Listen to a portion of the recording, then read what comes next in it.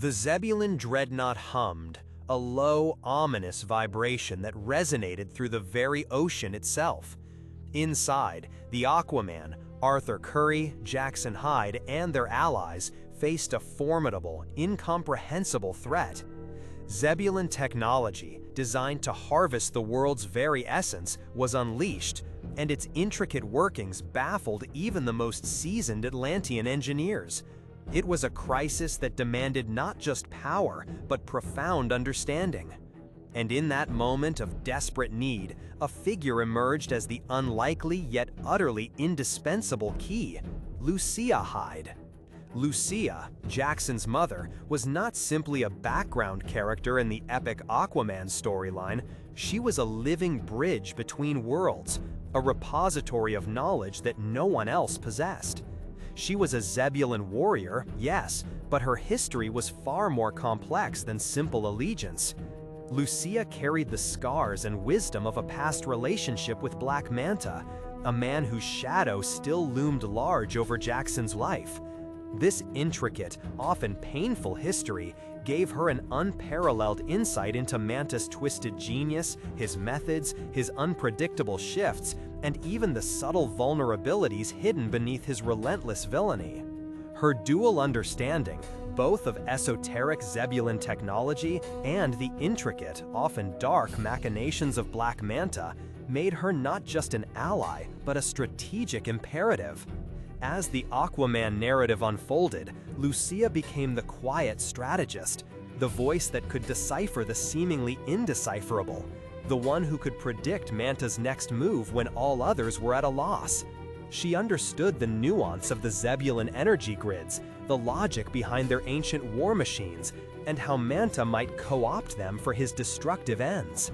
Imagine the scene: Arthur and Jackson facing down a threat they barely comprehend, turning to Lucia. Her eyes, filled with the wisdom of a warrior and the sorrow of a complicated past, would scan the holographic schematics or analyze the energy readings. Then, with a quiet certainty, she would offer a solution, a weakness, a crucial piece of information that would turn the tide. She wasn't leading the charge, perhaps, but she was the vital mind guiding it, ensuring their strikes were precise, their defenses impenetrable. She was the one who could tell them not just what they were fighting, but how to truly defeat it, not just overpower it. Her presence brought a unique depth to the narrative, highlighting the complex familial bonds and intertwined destinies at the heart of the Aquaman saga. She was a protector, a guide, and a living testament to the idea that even the most difficult pasts can forge someone into an incredible asset. But even the most formidable warriors are vulnerable, and even the most crucial figures can be targets. The turning point for Lucia and for Jackson came with a sudden, brutal attack by a splinter group of Zebulon terrorists. This wasn't a grand battle, but a targeted strike, swift and merciless. They viewed Lucia as a traitor, someone who had shared their secrets with the surface world, with the Atlanteans. The assault was devastating, leaving Lucia critically injured, her life hanging by a thread. The impact of this event on Jackson was immediate and profound. His mother, the woman who had sheltered him, guided him, and was now a key figure in their fight, lay broken. The rational thought that had often tempered his youthful exuberance evaporated, replaced by a searing, all-consuming rage. This wasn't just about justice, it was about vengeance. And in his mind, the blame for this tragedy, directly or indirectly, lay at the feet of one man, Black Manta. Jackson's grief and fury fueled a reckless, dangerous path.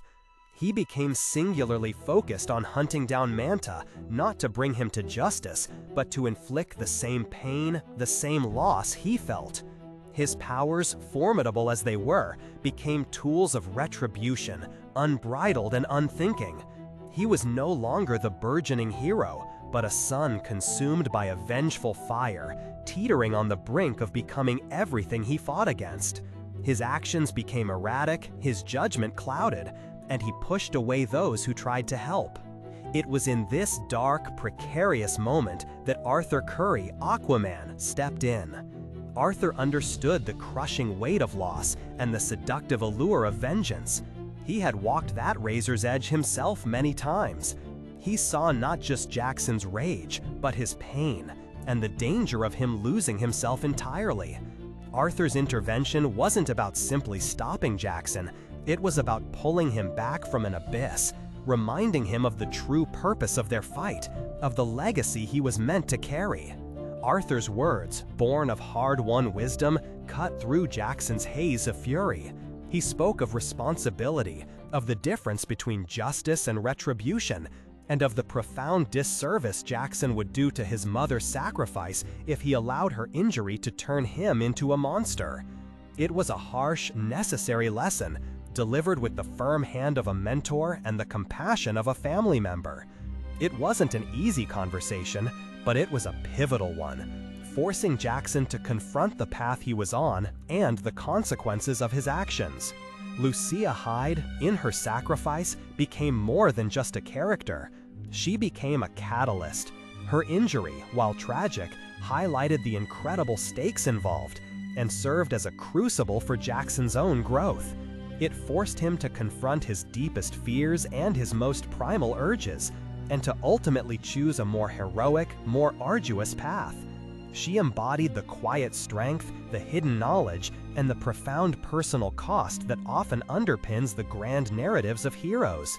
Her story reminds us that even those who operate in the shadows can be the most crucial figures, their knowledge and sacrifices shaping the very fabric of the heroic journey.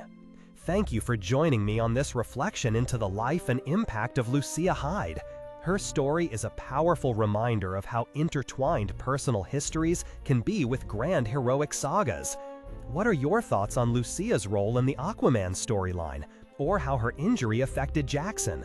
Share your insights in the comments below.